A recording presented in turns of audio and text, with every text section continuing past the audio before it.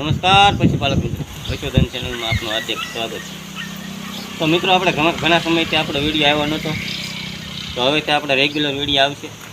તો આજે આપણે જે વયાજણ ઉપર આજે વિડીયો બનાવવાનો.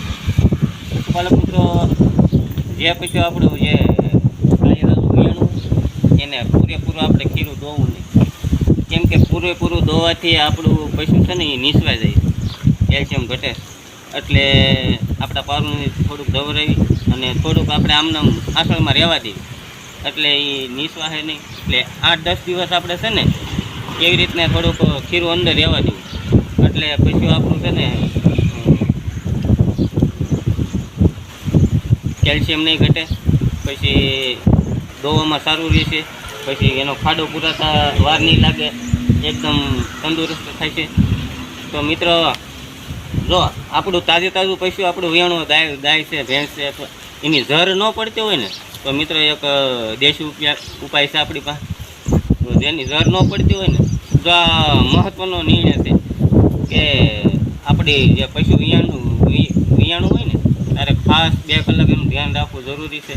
ઝર અંદર રહી ગઈ હોય તો અંદર ઝેર થઈ જાય છે, એટલે ખાસ ઝર પડી જાય ત્યાં સુધી આપણે ભલે રાતે વિયાણું હોય તો ઉજાગરો કરવો પડે, પણ એમાં આળસ ન રાખવી દો. ઝર પડી જાય ત્યાં સુધી આપણે તેની કાળજી લેવી લો. ઝર ન પડી હોય ને તો મિત્રો અંદર જો રહી ગઈ હોય ને તો બહુ હાનિકારક છે, પશુમાં ઝેર થઈ શકે છે. પશુને હલન ચલનમાં બહુ તકલીફ પડે છે, ઘડીક પહેને ઘડીક ઊભી થાય, નીણ ન ખાય, આવી તકલીફો થાય છે. એટલે મિત્રો જે પશુ જ્યારે પણ પશુ અહીંયા ને ત્યારે તેને 2-3 કલાક આપણે પૂરેપૂરી કાળજી લેવી. અને ઝર ન પડતી હોય ને હાલો આપણે ભાઈ માનો 2-3 કલાકમાં ઝર નથી પડતી, બહુ વાર લાગે છે, આપણે ખ્યાલ હોય આપણે પશુ 2-3 કલાક વિયાણું એટલે ખ્યાલ હોય કે આને ઝર પડતા વાર લાગે, તો એવા પશુને આપણે સરોઠી આવે ને 1 થી 2 દાણા તમે રોટલી અથવા ખાંડમાં ખવડાવી દઈશો ને એટલે ઝર લગભગ 2-2.5 કલાકમાં પડી જશે. આ પોતાનો અનુભવ છે મિત્રો. એટલે જે પણ પશુપાલક મિત્રો આ કાળજી લેવાની છે, પશુ વૈયાઈને તારે મિત્રો ઝર પડે ને એનું ખાસ ધ્યાન રાખવું, નકર મેં કીધું આ પ્રોબ્લેમ થઈ શકે, અંદર ઝેર થઈ શકે, પછી તાત્કાલિક ડૉક્ટરને બોલાવવો પડે. એટલે એ કરતાં આપણે પશુનું પહેલે જ ધ્યાન રાખવી. વૈયા હાલો માનો આપણે 1-2 દિવસની વાર છે વૈયાવાની, તો મિત્રો આપણે એનું ખાસ ધ્યાન રાખવું જોઈએ.